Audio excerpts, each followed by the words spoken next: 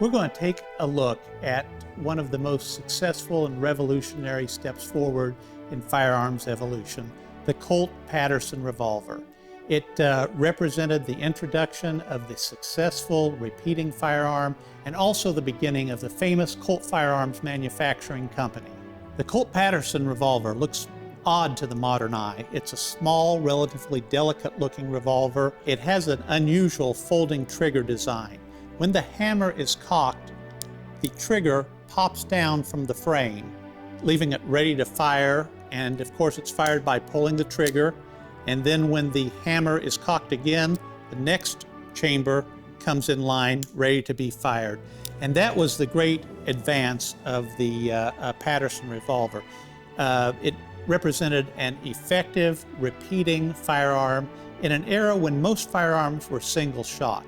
To fire a percussion firearm in this day and age, generally you had to first pour the powder down the barrel, then ram a bullet home, put a percussion cap on the nipple at the rear of the firearm, and then fire the firearm. Once you'd fired that one shot, you had to repeat the process to fire a second shot.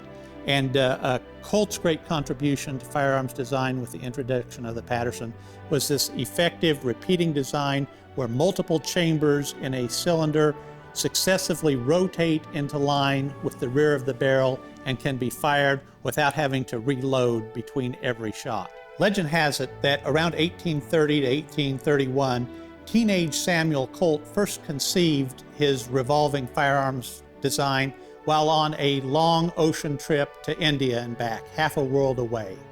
When he arrived back in the United States, he spent the early 1830s raising funds to develop models of his firearm concept. One of the things he did was he would conduct demonstrations in major cities of laughing gas, nitrous oxide. He billed himself as Dr. Samuel Colt, C-O-U-L-T, of Calcutta, India, and would travel and raise funds that way. By the mid-1830s, he was ready to begin production, and in 1837, he actually began production of the Colt Paterson revolvers as the patent firearms manufacturing company in Paterson, New Jersey, which is where this model gets its collector name, the Paterson Colt.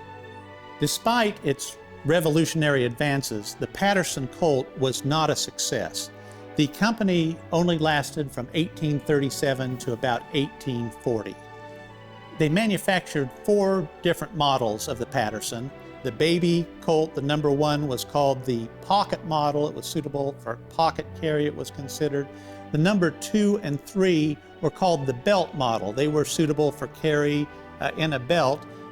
And at this time, a holster pistol indicated a large gun that would be carried in a holster, often in saddles rather than on the belt, although by today's standards, this is certainly a revolver that could be carried in a belt holster.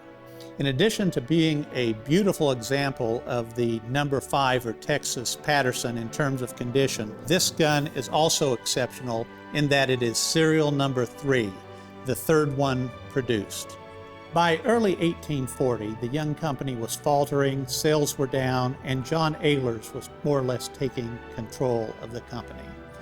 However, in 1845, Captain Jack Hayes of the Texas Rangers used the Colt Paterson to good effect in a battle in which 20 Texas Rangers fought 80 Comanches, reportedly wounding or killing about half of the Comanches, possibly one of the first or certainly a very early documented use of the repeating revolver in combat. Although the initial Paterson Colt Firearms Company failed in 1846, another Texas Ranger, Captain Sam Walker, came to Samuel Colt with a proposal for a bigger, more powerful revolver that would be appropriate for warfare in the West. And together they came up with the big Colt Walker revolver that was launched in 1847 in Colt's hometown of Hartford, Connecticut, and represented the beginning of the true Colt Firearms Company.